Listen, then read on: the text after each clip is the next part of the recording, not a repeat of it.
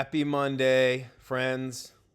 This is Neil Adler with your latest edition of Syracuse Central on the Fan Arch Network. Hope everyone had a great weekend. It was really nice here in the DMV. 85, sunny, not a cloud in the sky. But even with the good weather, I was sitting inside watching football because that's just what I do. All right, so hope everyone had a good weekend and is off to a good start to the week. We're going to get into Syracuse football today, and we'll start off with Friday night's game. Syracuse won 66-24. It was Colgate. Nothing against the Raiders, but Colgate is an FCS team. So what do I think about that game? I mean, there's definitely goods and bads, and I'm going to get into that in the next couple of segments. But my initial reaction here in this first segment is Syracuse took care of business. The offense looked really good. The defense had a couple of interceptions, but didn't necessarily look good at all times, but it wasn't awful. But they took care of business. They did what they needed to do, and frankly, I was just glad that to see a lot of reserve players, guys that are further down on the depth chart, not necessarily even like the backups, but like further down, got extended minutes, a ton of them. And I'll get into how Steve Angeli did more and later on in the show. But, you know, I want to say something about Ricky Collins. So Ricky, poor Ricky, he comes in, it's his first, time playing in an official game.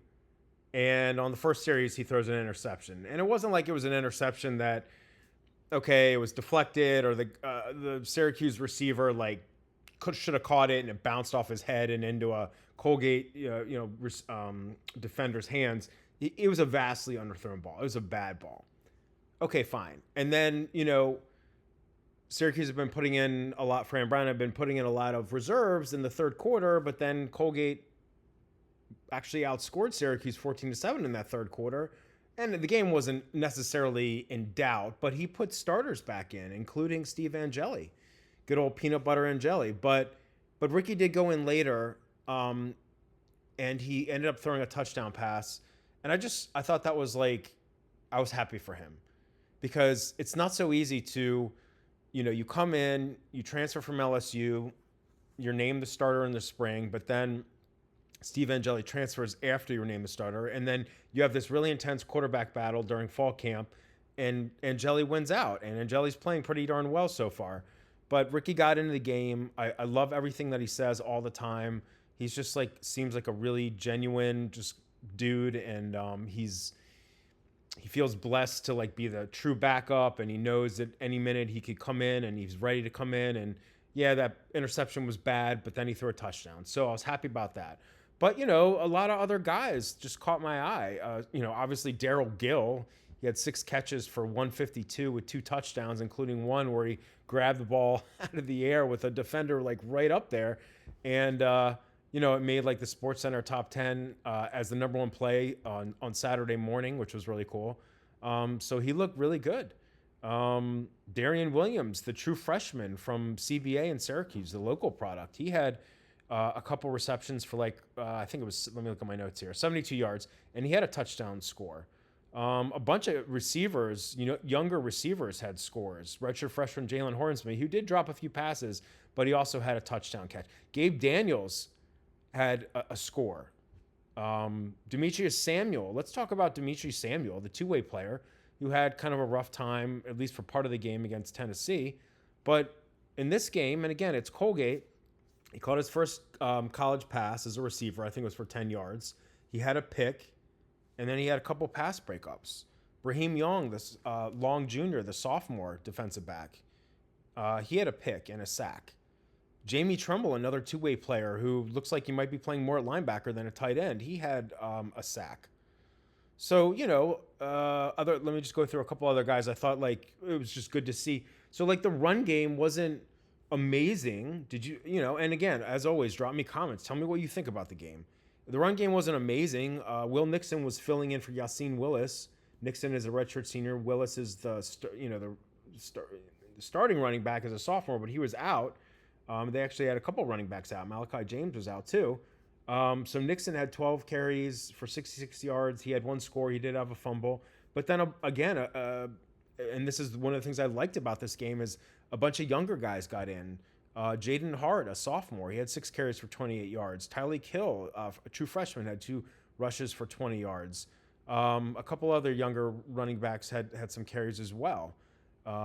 So, again, it's just you take this game with a little bit of a grain of salt, but they did put up 66 points. 66 points. They had over, 600 yards of total offense. And there were some good things about it. But, there were some things that weren't necessarily so good, and that's what I'm going to talk about in this segment. So, positive signs, concerns. Again, we're 3 games in, so it's a small sample size, but it's still bigger than 1 game or 2 games. And, they've played one ranked team, a UConn team that could end up being a bowl team, and then an FCS team. So it's kind of all over the spectrum here. And what am I happy about? I think Steve Angeli, when he has time to throw, is really good. I think that the run game could be solid, and we'll have to see what the deal is with Willis longer term. Is he coming back to play against Clemson? I think the wide receiver room is stacked. Against Colgate, Justin Ross Simmons, so like on the concerning side, some of these guys with injuries, he did have a finger, I think it was a right finger injury, but I think Fran Brown said he should be fine for Clemson this Saturday. But, they've got Justice Ross Simmons, Jonte Cook, didn't do a ton against Colgate, but he has shown he can do stuff. Obviously, Darryl Gill. And then, some of these younger guys, including a Darian Williams and, Demetrius Samuel. So I think the wide receiver room will be fine.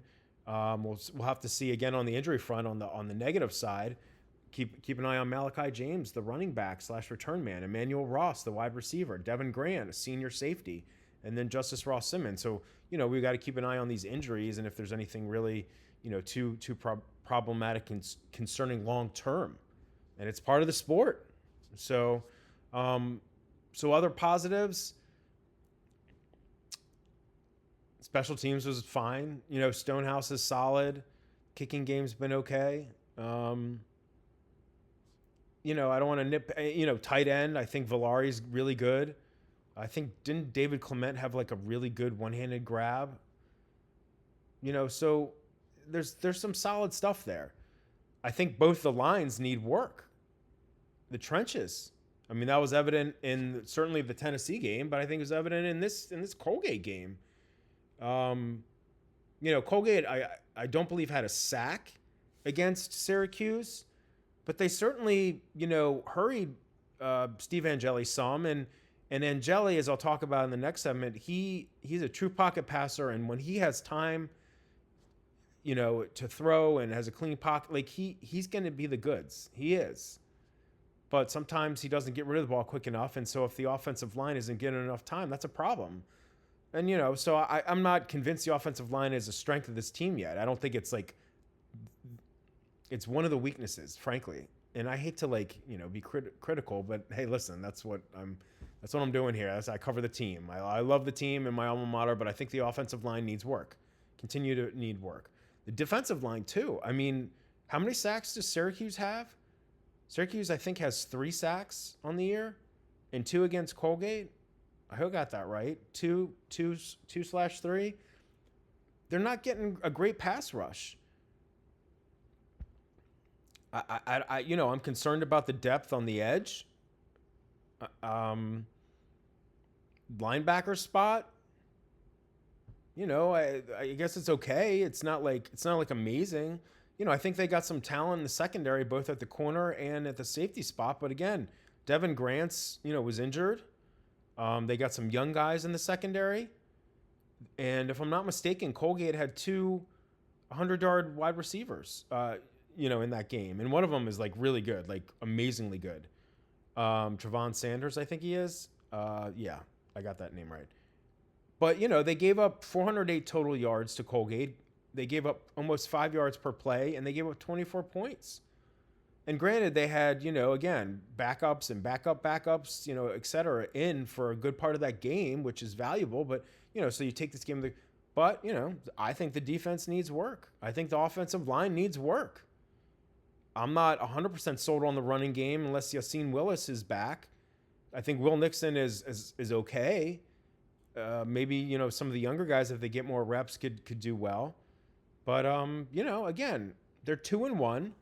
They beat UConn. They came back and beat UConn at home. They crushed Colgate, an FCS team at home. They lost by 19 points at a neutral site to a top 15 team. They're okay. They're not like terrible. They're not like great.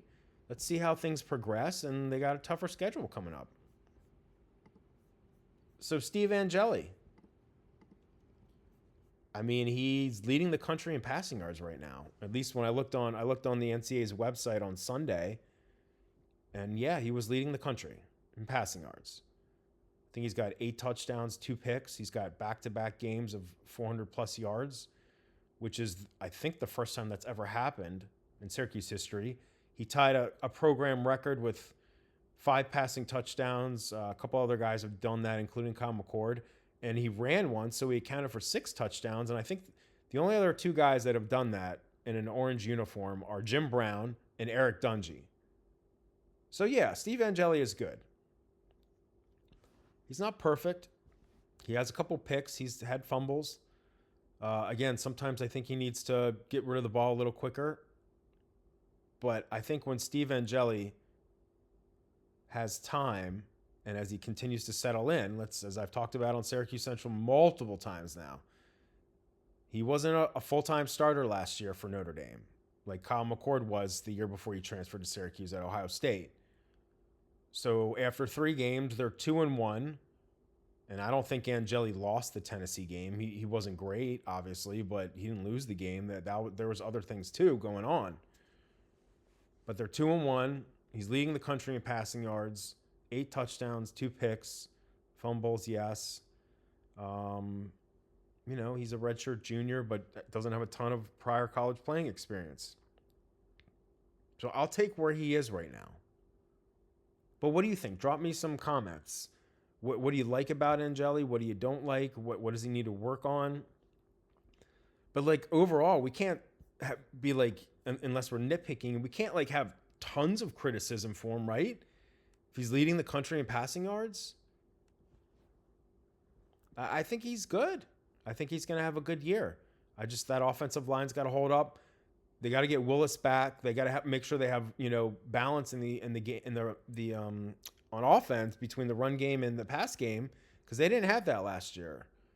And I'm not saying Kyle McCord is all that much more mobile than Steve Angeli, but he was more seasoned, and I think I personally think he would get rid of the ball quicker than Angeli. But again, Angeli's only been in a Syracuse uniform for 3 games. So I'm happy with where Angeli is. He's putting up some big numbers. So we're going to wrap things up here. And we're going to talk about Syracuse's next opponent and just the ACC in general. So definitely, there were some fun games on Saturday. And, my son, he's going to be so bummed. So I think I mentioned on here, he loves Tennessee. He likes Syracuse as well. I've failed as a father, but he loves Tennessee for personal reasons. But, man, they had a brutal ending to their game against Georgia. They should have beat the Bulldogs. But that was a thrilling game. And the Notre Dame, Texas A&M one was thrilling. And then Clemson, Georgia Tech. That was one of the best games this weekend. Just grabbing a little water here.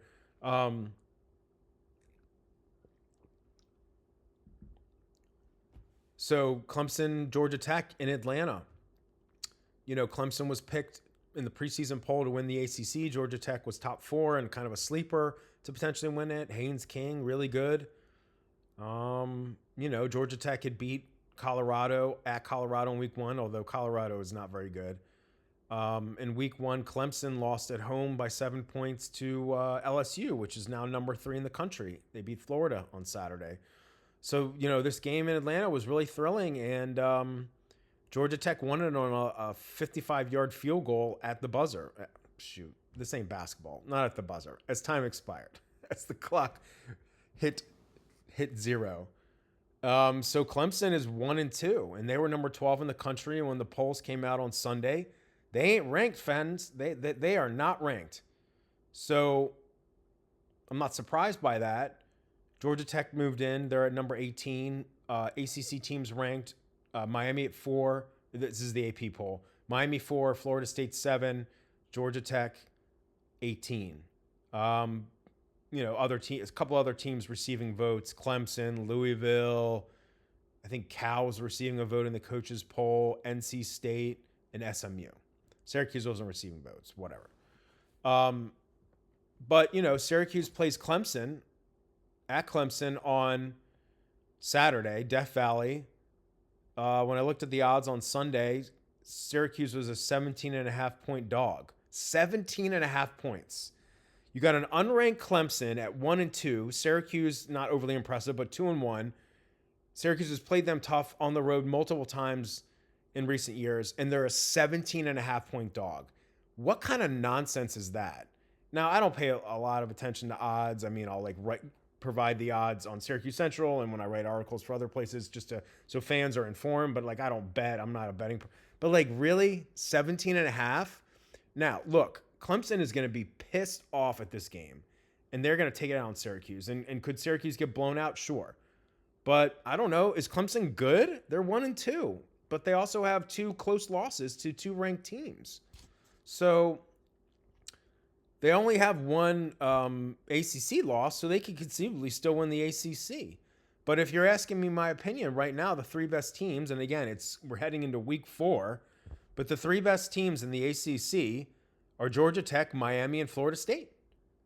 Florida State was off this week, but they have a win over Alabama, and that win will look better and better if Alabama keeps winning, and I believe they beat Wisconsin over the weekend. Miami is 3-0. They beat previously undefeated South Florida, and they've beaten Notre Dame and South Florida. They're 3-0. Georgia Tech, again, 3-0. The rest of the ACC, I mean, again, it's early.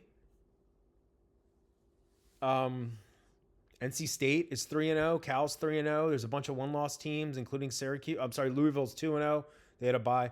But bunch of one-loss teams: Syracuse, SMU, North Carolina, probably forgetting a few. And then there's some bad teams, led by Virginia Tech, which really stinks, and they fired their coach on Sunday, which I never want that to I don't wish that on any human being, but they stink. And so did UCLA, which is totally unrelated to the ACC, but they stink, and their coach got fired as well. So, Clemson's definitely been one of the most disappointing teams in the country based on preseason hype. But they could still win the ACC. But yeah, I mean, I'm looking at Miami, Georgia Tech, Florida State, and Duke. Oh God, they lost to Tulane, which is the team that their quarterback that they reportedly pay. I think they're paying $4 million a year in NIL, and that could be like third party and rev share. But their quarterback transferred from Tulane, and then Tulane went and beat Duke and their quarterback. That's got to sting. So I'm not necessarily. Cal doesn't have like a super imposing schedule based on records right now and rankings. NC State, I'm not like super sold on, but I don't know. Is the ACC good? And they don't have a lot of ranked teams. Clemson's obviously a disappointment. They have a lot, and they have multiple teams in the receiving votes category. So we'll see how it all shakes out. And Syracuse plays Clemson this weekend. It's Monday, and I'll kind of feel this out as the week goes on. But if I had to pick, I'd probably pick Clemson to win because they are at home. But I would pick Syracuse to cover 17.5 points. What the heck are you talking about? But and then Syracuse has to play at Georgia Tech, which is ranked now. They have to play Miami, which is a top 5 team. And SMU, which is receiving votes. And then Syracuse's 4 home games, let's see, Duke, North Carolina, Boston College, and Pitt. Pitt had a bad loss yesterday. On Saturday. Then it wasn't a bad loss. It was the rivalry game with West Virginia, and it was in overtime. But I actually watched part of that game. But they were winning, I think, by 10 in the fourth quarter, and they lost in overtime. So Pitt, they're okay. They're not really scaring me though. Duke, North Carolina's 2-1, but hasn't really beaten anyone. And then BC had a bad loss. I'm totally blanking on who they lost to, but they had a bad loss. I'm pretty sure, of the weekend. So, Syracuse's schedule, obviously, the road games look tough, but the home games don't look crazy daunting. And then Syracuse has to go to Notre Dame, their final non-conference, and Notre Dame's 0-2. They're still ranked. But then again, they lost by 3 to Miami on the road, and they lost to Texas A&M, which is now a top 10 team, at home by 1 point on this past Saturday night. So, what do I make of the ACC? It's a jumbled mess. But I do think Florida State, Georgia Tech, and Miami are the 3 best teams right now, but that doesn't mean it's going to stay that way. What do you think? Who do you think are the best 3 teams? Or the best, handful of teams? Where do you think Syracuse is going to finish? Do you think Syracuse is going to beat Clemson? Do you think Syracuse is going to get throttled by Clemson? Drop me some comments. But the ACC is they're not overly impressive, although I would assume we'd have to put them at number 3 overall, right? You've obviously got the SEC and the Big Ten, but I mean the Big 12 isn't like amazing right now. How many ranked teams do they have? I should have looked that up before. I think I saw a tweet from the ACC Football X account that they're one of 3 conferences with at least 3 ranked teams. I hope I got that right. So I assume the Big 12 doesn't have 3. But, neither of those conferences are like amazing. We'll see. We'll see how it all shakes out. But it was a fun weekend of football, and I'm looking forward to Clemson, Syracuse at Clemson on this Saturday. And I'm going to wrap things up for today. We'll obviously get into more Syracuse football this week. We'll get into football recruiting. And I'll keep getting into basketball and giving you basketball intel as well. Definitely some things going on the basketball intel recruiting side that I'll have later this week.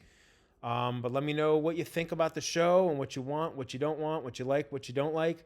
I'm having a blast. I appreciate you all. This is Neil Adler with Syracuse Central on the Fan Arch Network. Again, have a great Monday, friends. I will talk to you again tomorrow. Take care.